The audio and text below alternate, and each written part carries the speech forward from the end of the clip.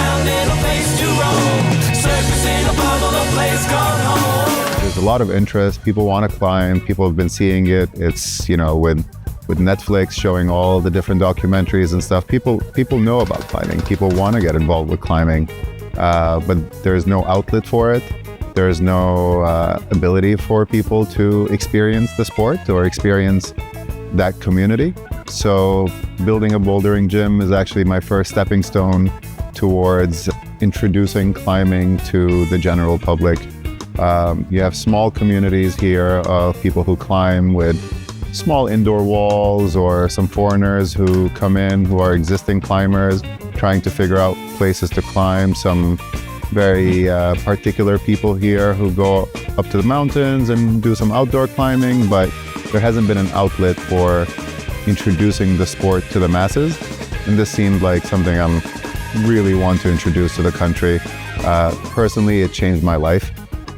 Music changed my life, but the way that bouldering changed my perspective on body movement and interaction with people is something that I'm very, very passionate about, and I want to share. It's kind of like somebody gave me the news and it was too fragile and too important not to share.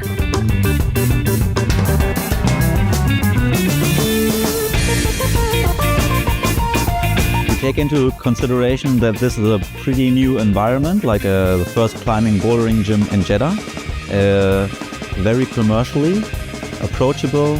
So we consider people who never climbed before, people from different sizes, different types of people, and then we sit down, and with our experience we just know what kind of a mix we put on the wall. Some of the climbs are a little bit less obvious, and other climbs are very easy to read and to know what you have to do, a little bit more like left, right movement. But because we have awesome walls and enjoyable holds, it still feels like very exciting when you climb for your first time. And for the more advanced routes, we set a little bit more tricky stuff, and not too powerful, more like movement riddles which you have to solve. So you have to engage on your own with your friends within the community here at Jigsaw to see and find the ways how to climb the boulders.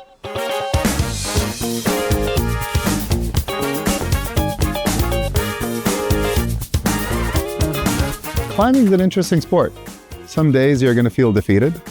Some days you're going to feel like you're on top of the world.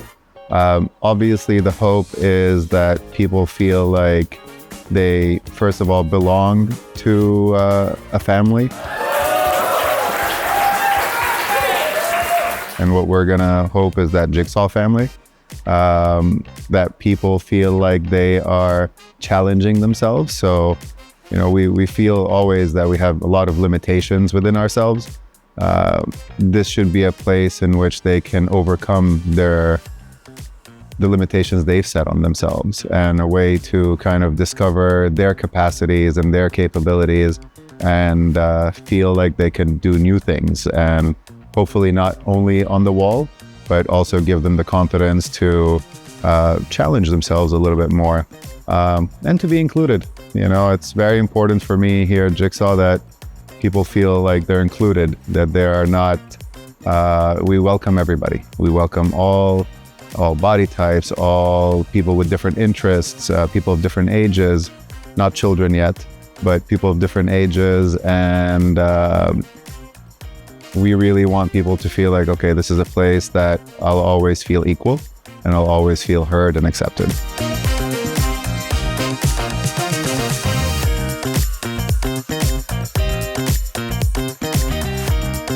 It's not really parkour. It doesn't need to be super far. So we are working mostly with boxes, so it makes it delicate and dynamic on the same way.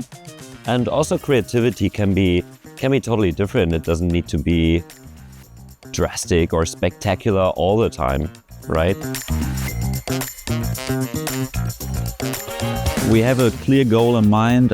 We sat down with Majid, the owner and director of Jigsaw, to see what he wanted. They wanted to offer commercial climbing for everyone, so everyone except for kids can come in here and have fun and find a challenge. and make progression. So we will see and talk to the climbers afterwards, how they felt, but also sometimes depends on the culture. Some people get salty or a little bit like negative feedback can come across if they don't finish a challenge or a boulder. So we always put this into perspective with our experience, what we wanted to achieve, and then we think about it, we think about it again. Never be hectic if some criticism comes towards you.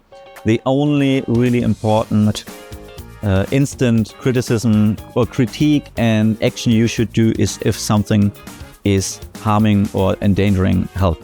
If something is too risky, then you should act immediately.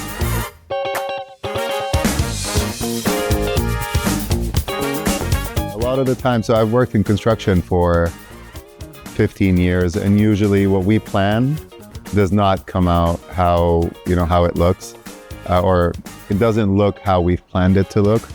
I had the experience here where a lot of it did come out as I expected, and it came out better than I expected. There was a worry during the process because I had no interior designers. I didn't have anybody to put the colors together, to match the colors. Usually with a project, you kind of make a decision on all these things together. You plan out your wood colors with your fabrics, with your wall colors, with the design, and it kind of all comes together before you even start. Here, decisions were made one at a time, and I'm really happy with how it came out. Better than I expected, to be honest. So it's better than I had expected.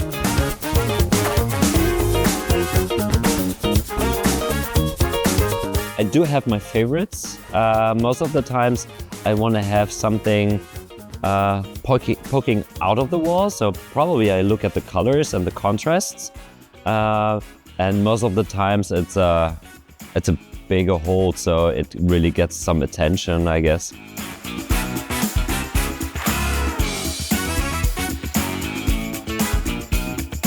I think for a lot of people, a blank canvas can be very intimidating because you have an unlimited amount of options what you could do. It's just limitless what you could create, and then a brain starts thinking. I could do this, I could do this, I could do this. I'm on the one hand very simple.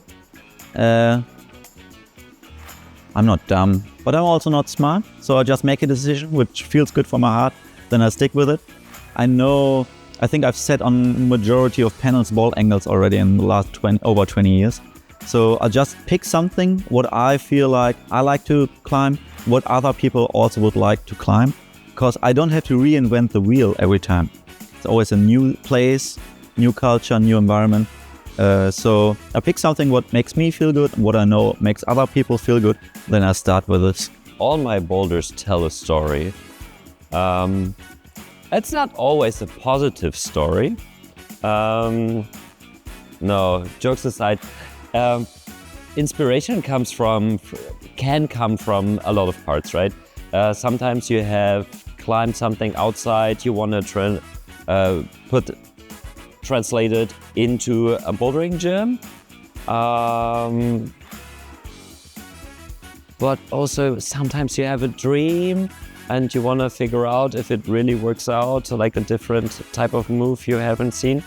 But yeah, it can be so different. On the one hand, we have to keep it fresh across every new set in the whole gym. There are two things.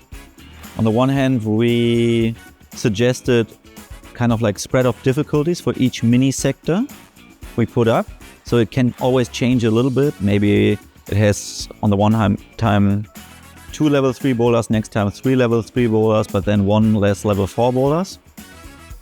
And one mistake a lot of people do for the opening set, they save a lot of money on holes because they're like, I'm running out of budget.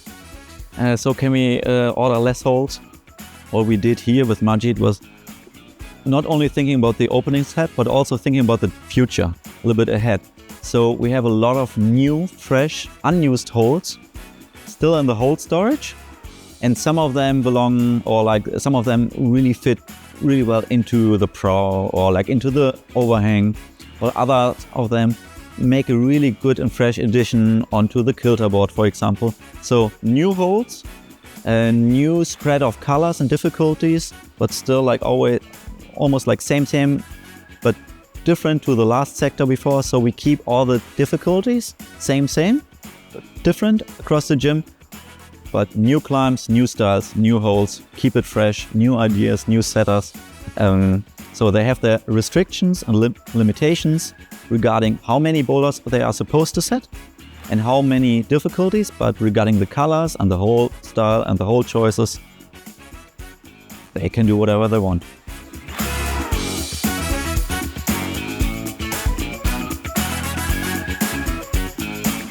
We are giving ideas about our feeling. Our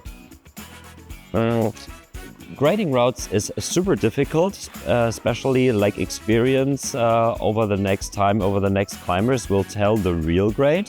So it's a first impression. And that makes it quite easy again, because you just climb it, you think about different aspects like endurance, maximum power, or like technical balance, size of boxes, and you include everything pretty automatic and you give it a grade. Sometimes it fits, sometimes it has to be readjusted. Time will tell. So one tip I would give climbers coming in, challenging and climbing new boulders, is always try to make it feel good for yourself. So it should never be uncomfortable or awkward, especially good route setters. And I don't know whether we're good route setters, but we like it comfortable. So there's always a little trick, maybe a little challenge, maybe a position you need to find to make the climb stable again. And if you find this, look for the directions, or you can apply force to the holes and try to see where maybe there's some chalk already after the first testing rounds, and look for, maybe I could hold it like this, maybe this looks comfortable. And that's the cool thing about bouldering. You don't always have to start at the bottom again. If you cannot finish a climb, you can take all the colors and climb a little bit higher up to the section which you couldn't solve before, and just try the section, ask your friends, and then go again. Hi, I'm Niki and I'm route setting for more than 20 years. And whenever I take a summer break, I go traveling somewhere. I think 3 years ago I traveled to Thailand. I've been there like many times, and on a boat to Riley, to the beach, I met a guy, and this guy was like, hey, does anyone know like cool hostels around here? Any cool places? And there was Majid, owner and founder of Jigsaw, and we talked a little bit, and he remembered that I was working in the climbing industry. I think, I don't know what I told him about me, but he found me, and together with Fabi, we do consulting for climbing gyms and help people who have a climbing gym or who open climbing/bouldering gyms. And Majid was very forward about, I want to do this, I don't know anything about this, can you help me, this is my vision. So we try to work together, show you a few options of what could be possible. You integrated and implemented what you liked about climbing and bouldering gyms, the social hangout space here. And that's pretty cool, because a lot of times people don't know what they want to achieve, what kind of feeling they want to achieve, or what people they want to have a gym for. Some people are like, okay, I want to have 40 boulders, but everyone should be able to climb on these boulders. Kids to World Cup athletes. And then we're like, this is probably impossible. And Majid was very aware of, okay, let's make the first commercial bouldering gym in Jeddah. And that's what we did here. So we tried to help him and be there for him for the whole process, picking walls, picking mats, picking holes, trying to help with the shipping, rental shoes, selling shoes, layout of the gym, what do you need as a hole storage. And because a lot of people think walls, matting, holes, route setting, that's it. No, you need a hole storage, you need to clean your holes, you need screws, bolts, ladders, yada, yada, yada, all that stuff.